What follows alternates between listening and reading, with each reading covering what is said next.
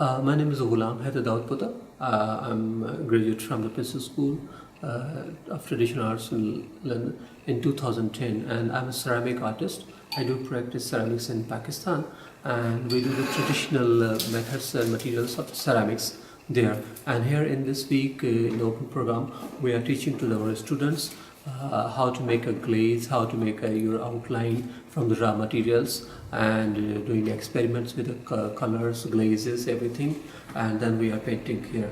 And I would like to show you here that here we can see we have raw materials here. This is the manganese oxide, and this is olive oil, and this is a very traditional method. And from this one we have created this materials, a black outline, and then we use it for the outline, this one. And you can see the flowers here, and further we have put the glazes here.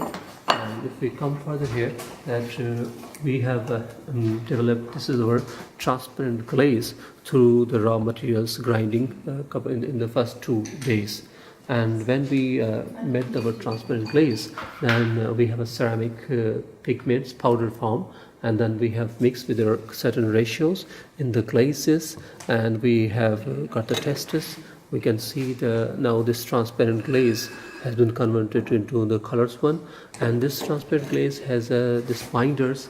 We call it the glaze initial binders. We have mixed all of these things, so students learn about the black outline, the student learn about the initial and the firing binders, and the student learn how to make the glazes and colors, and finally they are painting their patterns. Hopefully we'll go in the clip, we'll come back with the same color schemes.